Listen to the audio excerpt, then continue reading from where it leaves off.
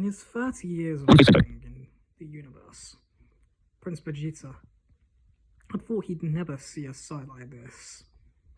His lower class surpassing him as a Super Saiyan, and not him being the one to avenge his race against the tyrant who was currently carrying in fear within his final form. What are you? Saiyans are supposed to turn only into filthy giant apes. What is this transformation? Answer me, Monkey. Raditz simply was calm and collected now, and simply smirked. I'm what you fear, Frieza. I am a Super Saiyan. What happened next was something that Vegeta just couldn't believe. His eyes were seeing Raditz, his dog's body of all people, beating the absolute daylights out of Frieza. He was not letting Frieza get an inch ways into the battle. He punched and kicked and beam blasted him into a mountain. Frieza got out of it, but could tell that he was injured a little bit. My monkey, this is definitely new, but a monkey is still a monkey, and I've killed billions of your people in the past.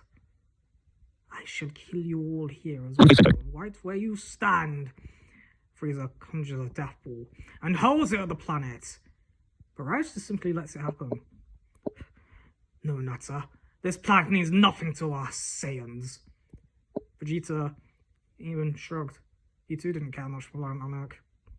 He thought immortality would be nice, but other than that, he had no interest in the planet or its people. What? How are you still standing? You should be dead where you stand. Oh, what's wrong, Lord Frieza? Snugs Raditz. Did you not plan on keeping the planet intact? Looks like you should have tried harder. Fool. When this planet blows, I will be winning the battle. I can breathe in space, whereas you monkeys shall die with this world. I give it about 5 minutes till it self-destructs. Raditz simply smirked and said that 5 minutes was all he needed to kill Frieza. Oh, but I'm not at full power yet, monkey. Surely, as a Saiyan warrior, you would love to see me at my full power, stated Frieza. Raditz gave in to his goading. Very well, Frieza. Show me your full power.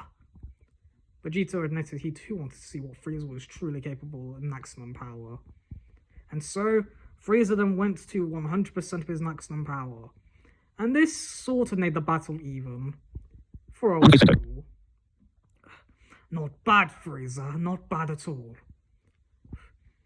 Vegeta could tell that Raditz was somewhat still in charge of this battle, but Frieza was getting a small bit of an upper hand. And then it happened within an instant. Raditz, once again, grabbed Frieza by the tail and simply just spun him around like a ragdoll. This is impossible! Cried Frieza in anger. You shall die by my hands, Saiyans! Frieza then got into the air and began to charge all this energy into one blast. Raditz did the same on the ground. Time to die, Frieza! He cried, firing off a double Sunday. Not wanting Raditz to be the one to defeat Frieza alone, Vegeta cried out and fired a Gallic gun, Nappa a brake cannon, and Broly in his Zakari form, a full-powered mouth blast, whilst Frieza blast his earth-ending attack. It was quite even for a while, and at one point, Frieza's blast seemed like it was slowly pushing the Saiyans one back. Had they overwhelmed him, or had they overestimated their enemy? And then it happened. Frieza powered down from 100%. No, no, no! He cried as the blast overwhelmed him, taking him into the abyss. Curse you, you Saiyan monkeys! And then he was gone. Frieza was dead. But they had to somehow escape the planet. However, whilst they were about to, Raditz is informed by Connie, by telepathy on Earth, that he has gathered the Earth's Dragon Balls and is ready to use them to summon Shenron. Raditz then tells Connie to bring back everybody who was killed by Frieza and his men on Namek. This is done, and then they have time to find the Dragon Balls. Now we ride Bardock, Kakarot, and Paragus. They search for the Dragon Balls, and Dende summons Porunga. They use 3 wishes. 1, to bring everybody back to Earth from Namek. And the second wish, to restore Namek before he is destroyed. These wishes are done. The third wish, they weren't sure what to do with, but then Vegeta took the opportunity and grabbed Dende by the throat. Listen, brat. You are going to grant me, Prince Vegeta, immortality, or I will kill you where you stand. Raditz then powered back up into Super Saiyan. Let him go, Vegeta! Oh, what you going to do, Raditz? Ha! You might be a Super Saiyan, but I'm still Prince of Saiyans. And once I've gotten immortality, I will go and conquer Frieza's empire for my own glory. Now, back off if you know what's good for you, Raditz. But he wasn't backing down, and Bardock and Broly were also standing there with Kakarot and Paragus. But Dende had no choice. He knew that his life was at hand, and so he gave Vegeta what he wanted. He gave him immortality. Good. Vegeta could feel his injuries healing from the battle with Frieza, and he was now stronger than Raditz, even as a Super Saiyan. And then it happened, on Earth, in that moment. He didn't care about the Earthlings, he didn't care about his Saiyan pride and the fact that Raditz was a Super Saiyan. He did not even care about the Earthlings on this world and if it would survive his conquest. He attacked with full fury against the other Saiyans.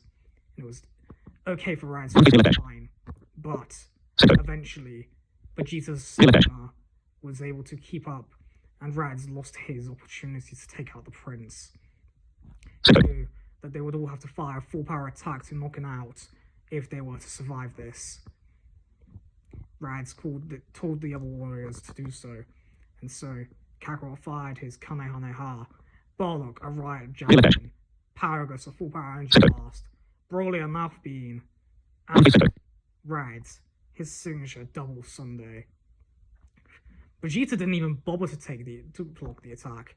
He simply just got out of the way and allowed the Earth's mountains to take the blasts. Vegeta, how could you? I told you I have no interest in this world. I've gotten what I wanted. He held out an artificial moon. And now, I will show you my true power. But I'm gonna nix!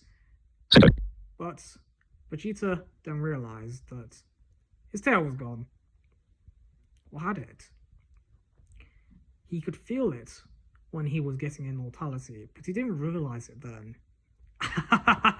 Excellent. It looks like from getting immortality, my tail had regrown. And then it happened. The transformation into the Ozaru. Now you will all be crushed by my might. Saiyan elite and true Prince of Saiyans. It happened. He attacked with full force. And eventually, it seemed to the horror of the other warriors that he had actually been able to control his Super Saiyan form in Ozaru. That he had somehow gained through immortality. It seems that that burst of Zenkai was enough to push Vegeta to new heights, but he hadn't tested it yet. For he hadn't needed to with these all fools.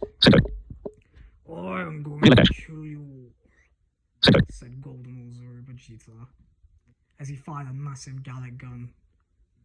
And it once again killed Kakarot, Bardock, Paragus, and this time even Broly. Well, it looks like you're the one who's left, Raditz. Nappa simply stood on the sideline. He was loyal to Vegeta and his family and refused to help any of the others. Stand down, Prince. This is ridiculous! I will get my revenge for what you did to my father. I told you that was Frieza who did it! How could you? I spared your life! I saved your life from Ginyu!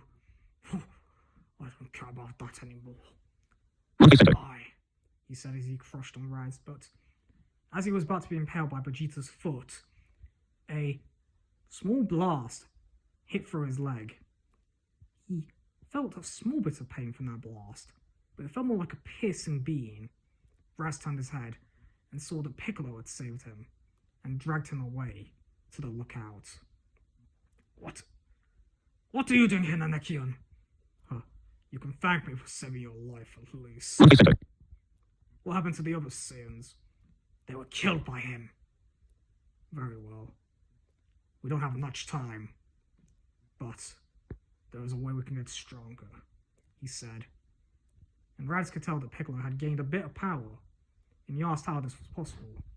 He told him that he had simply merged with Kami to get stronger, but unfortunately the Dragon Balls will no longer exist. He told him of the Time Chamber, and the two then went inside and trained for a whole 2 days. 2 whole years of training on the inside.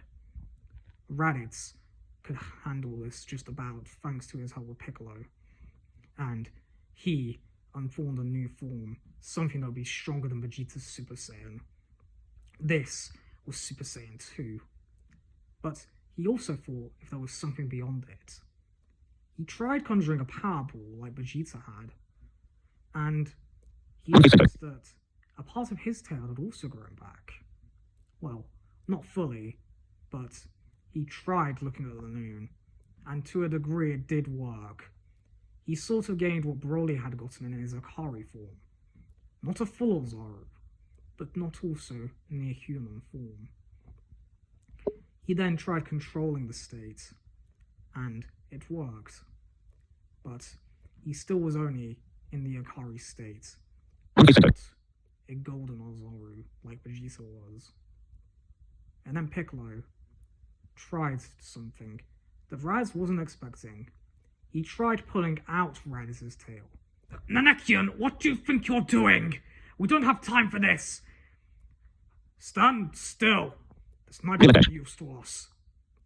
And with great pain and agony, he pulled Raditz's tail out of its shaft cut that had been once before, after being ripped off in the Ozaru battle long ago. And it had fully grown back now. And this was when Raditz once again stared at the powerball of the moon. He then transformed into the golden Ozaru. Now this was something Piccolo had to try and keep in check in the chamber. He could just about do it with Raditz, but not so much. And then it happened. Raditz controlled it. He powered down, and a transformation upon him came. He had reddish fur, long, really long black hair, and a tail with eyeshadow. What's this form? It's not Super Saiyan or Super Saiyan 2. Is it Super Saiyan 3? No, my hair's black. It must be that other form. It must be Super Saiyan 4.